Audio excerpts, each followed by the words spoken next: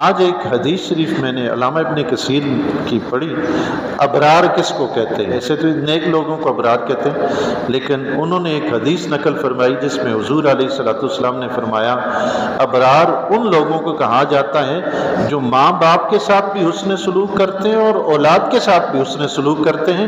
اور پھر آقا علیہ الصلوۃ والسلام نے فرمایا جس طرح ماں باپ کا حق ہے اسی طرح اولاد کا بھی حق ہے۔ ہمارے ہاں تو صرف ماں باپ ہی بادشاہ بنے رہتے ہیں، اولاد کی پرواہ نہیں ہوتی۔ پھر کہتے ہیں اولاد نے یہ کر دی، اولاد نے وہ کر دی، اولاد نے، ان کے بھی حقوق ہیں بھائی، ان کے بھی کچھ اختیارات ہیں۔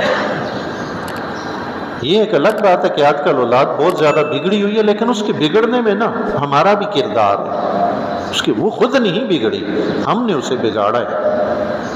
حضرت عمر رضی اللہ تعالیٰ عنہ کے پاس ایک نہیں آیا تھا شخص کہ اس نے شکایت کی کہ میرے بیٹے نے مجھے مارا ہے، تو آپ نے بلا کے پوچھا اس کو کہ وہ نالائق انسان، تو نے باپ کو مارا؟ اس نے کہا حضور کیا اولاد کے بھی باپ پر حقوق ہیں؟ تو آپ نے فرمایا بالکل ہیں۔ اس نے پوچھا حضور کیا حقوق ہیں اولاد کے؟ تو حضرت عمر رضی اللہ تعالیٰ نے جو حق بیان فرمایا نا جی، فرمایا سب سے پہلا حق اولاد کا یہ ہے کہ جب وہ شادی کرے تو غور و فکر کر لے کہ کوئی ایسی خاتون سے شادی تو نہیں کر رہا جو کل اس کی اولاد کے لیے طعنہ کے سبب بنے گی، ذلت کا سبب بنے گی۔ ایسی خاتون تو نہیں ہے بدنام زمانہ، یا کوئی ایسا خاندان تو نہیں جو بدنام زمانہ کل اولاد کے لیے بدنامی کا باعث بنے۔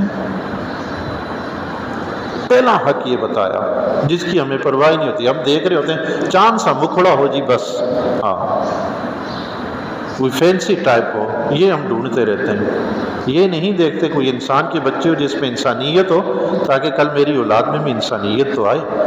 آپ یہ دیکھتے ہیں جو بیج آپ زمین سے بوتے ہیں تو اس سے نکلنے والا پودا یا درخت کیا ہوتا ہے؟ وہی ہوتا ہے جو اس بیج کا ہوتا ہے نا۔ کبھی ایسا ہوا کہ آپ نے بیج سیب کا ڈالا ہو اور اس میں سے تھور کا پودا نکل آیا ہو؟ ایسا تو نہیں ہوتا۔ ماں اگر بری ہوگی تو اولاد کیسے اچھی ہوگی؟ اس لیے شادی کرنے سے پہلا حق ہے یہ اولاد کا۔ اولاد تو بعد میں ہونی ہے نا، فکر اس کی پہلے کرنی ہے۔ پھر دوسرا حق بتایا کہ جب وہ چلنے اس کا نام اچھا رکھے۔ نام کیا کرے؟ اچھا رکھے۔ آج ہم نام ڈھونڈتے، کئی لوگوں کے میں نے نام سنے انگلش، انگریزوں کے نام، او خدا کے بندو اتنی غلامی سوار ہوگی ہے سر پہ۔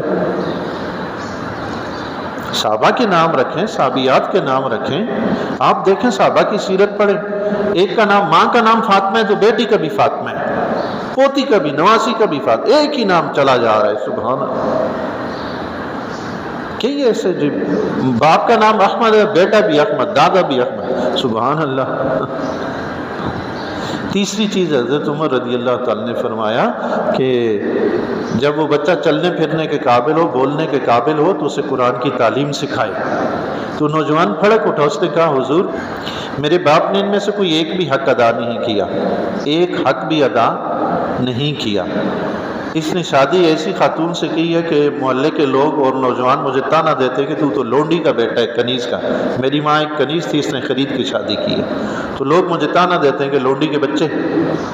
اور پھر میرا نام جو اس نے رکھا نا اس کا مطلب ہے گندگی کا کیڑا، گندگی کا کیڑا۔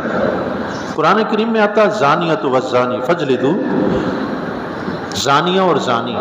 میں نے ایک بچی کا نام پڑھا، اس کا نام زانیہ، استغفر اللہ استغفر اللہ۔ یہ جی قرآن میں ہے، وہ اللہ کے بندو قرآن میں ہے، اس کا مطلب تو دیکھو کہ مطلب کیا ہے۔ زانیہ کا مطلب بدکاری کرنے والی، اور قرآن میں آ گیا تو قرآن۔ اچھا ایک اور نام میں نے اس دن کچھ دن پہلے میں نرتضیٰ، نرتضیٰ، لا حول ولا قوت الا باللہ، نام ہے ارتضاء۔ نون تنوین کا ہے نا قرآن میں، نون تنوین کا جو ملا کے پڑھیں تو نون پڑھا جاتا ہے ورنہ نہیں پڑھا جاتا، اصل نام ارتضاء ہے۔ وہ نون تنوین کا ساتھ ملا کے نرتضاء نام رکھ لے، اپنی طرف سے گھڑ لی،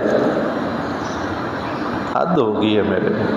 اور قرآن میں ہے، قرآن میں بھائی قرآن میں اس کو پڑھو تو صحیح، وہ ہے کیا، مطلب کیا ہے۔ اس نوجوان نے کہا کہ جی باپ نے تو میرا نام یہ رکھا ہے کہ اس کا مطلب ہے گندگی کا کیڑا، اور باقی قرآن کی تعلیم تو مجھے اس نے سکھائی نہیں۔ تو حضرت عمر نے بیٹے کو چھوڑا تو باپ پہ برس پڑے، نالائق انسان، تو نے اس کے حق ادا نہیں کیے تو یہ تیرے کیسے ادا کر؟ تو نے اس کو جانور ہانکنے سکھائے تو اس نے تجھے بھی جانور سمجھ کے ہانک دیا۔ ہمیں تو فکر ہوتی ہے کہ ہمارے حقوق ادا نہیں ہو رہے، اولاد کے ہم نے ادا کیے، اولاد کے حقوق ادا کیے؟ یہ ہم کبھی سوچیں گے نہیں، کیونکہ تو ہم خدا بن کے بیٹھے ہوتے ہیں نا اولاد کے اوپر، اللہ ماشاء اللہ ضمناً یہ باتیں آ گئی۔ دیکھیں جس طرح بزرگوں کا دکھ ہے نا، ماں باپ کا دکھ ہے، ایسے ہی اولاد کا بھی دکھ ہے۔ ہم اپنے دکھڑے روتے رہیں اور ان کا دکھ نہ سنیں، یہ تو زیادتی ہے نا انصافی ہے یہ۔ اللہ تعالیٰ سے دعا ہے جی اللہ تعالیٰ ہمیں ہر ایک کے حق حقوق ادا کرنے کی توفیق عطا فرمائے۔